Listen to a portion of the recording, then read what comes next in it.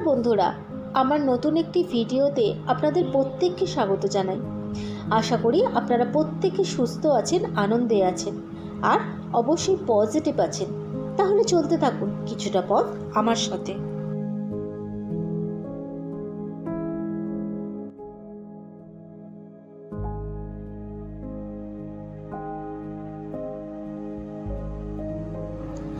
আজ আমরা যে মন্দিরটি দর্শন করতে যাচ্ছি সেটি হলো শেওড়াফুলির কালী মন্দির। তাহলে চলুন আমরা একসঙ্গে সেই মন্দিরটি দর্শন করে আসি।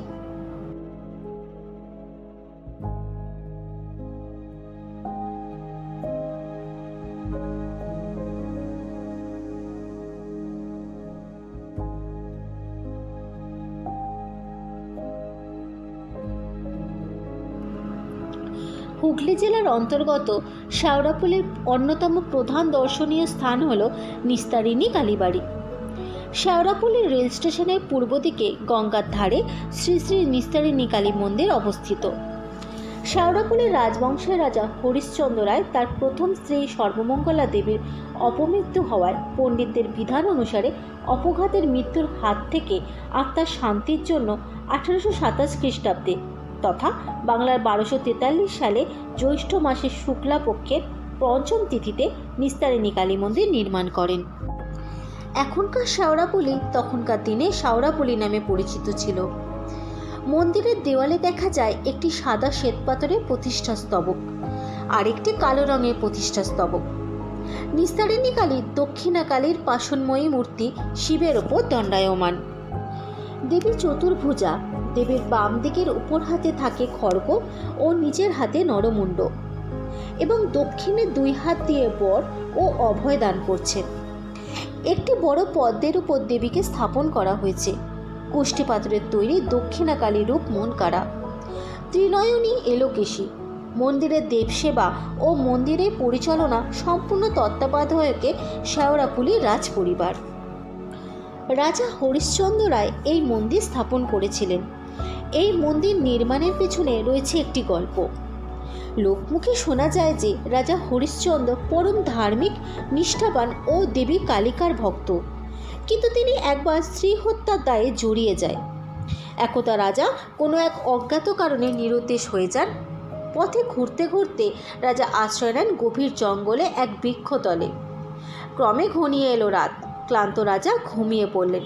সেই ঘুমের মধ্যে দেবী স্বপ্নাদেশ দিলেন রাজাকে। তিনি যেন গঙ্গার তীরে মন্দির ও দক্ষিণা কালী মূর্তি স্থাপন করেন। যে শিলাখণ্ডের উপর তিনি শুয়ে আছেন তা দিয়েই নির্মাণ করতে হবে দেবী মূর্তি। হতচকিত রাজা ঘুম থেকে উঠে দেখলেন এক অদ্ভুত কাণ্ড। তিনি যার উপর শুয়েছিলেন সেটি সত্যি একটি শিলাখণ্ড। এরপর রাজা ফিরে এলেন তার রাজ দরবারে। রাজকর্মচারীদের আদেশ দিলেন তার ওই জঙ্গল থেকে সেই শিলাখণ্ডটি তুলে আনার জন্য। পরে তিনি জানতে পারলেন ওই শিলাখণ্ডটি এক মহামূল্যবান কোষ্ঠী পাথর। তারপরই ঘটল একটি আশ্চর্য ঘটনা। হঠাৎ একদিন রাজবাড়িতে আবির্ভাব ঘটল এক ভাস্করের। ভাস্কর জানালেন দেবী কালিকার আদেশে তিনি মূর্তিটি গড়তে এসেছেন। বিস্মিত এবং হতভাগ রাজা এমন অলৌকিক ঘটনা থেকে মোহিত হয়ে গেলেন এবং মূর্তি নির্মাণের আদেশ দিলেন। সঠিক সময়ে ও সঠিক নিয়মে গড়া হলো মায়ের মূর্তি। নিস্তারিণী মায়ের মাহাত্ম্য নিয়ে আরও একটি ঘটনা জানা যায়। তখন স্থাপিত হয়নি দক্ষিণেশ্বরের ভবতারিণীর মন্দির, প্রতিষ্ঠিত হয়নি মায়ের বিগ্রহ। রানী রাসমণি একবার বজরা করতে এসে পাশের গঙ্গার ঘাটে নেমে মন্দিরে মায়ের দর্শন করে পুজো দিয়ে যান।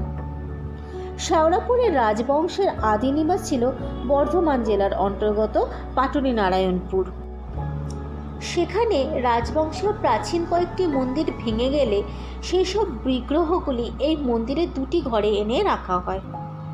মন্দিরের ঘরে কৃষ্ণরায় ও বালগোপাল মূর্তি প্রতিষ্ঠিত।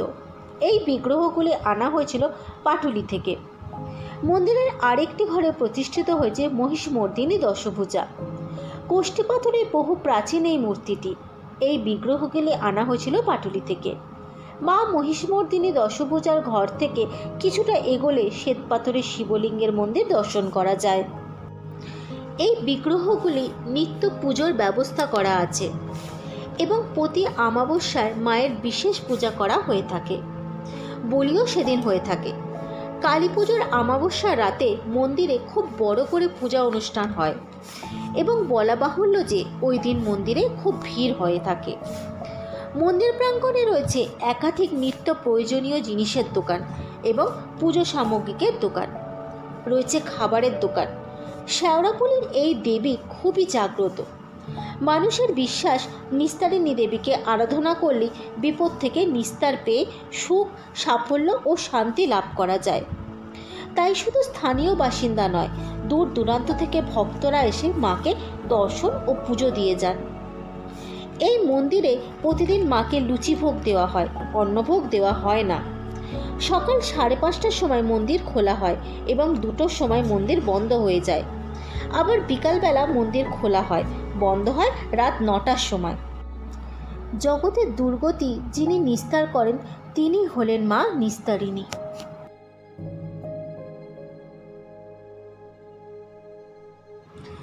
আজ আমি আমার ভিডিওটি এখানেই শেষ করছি।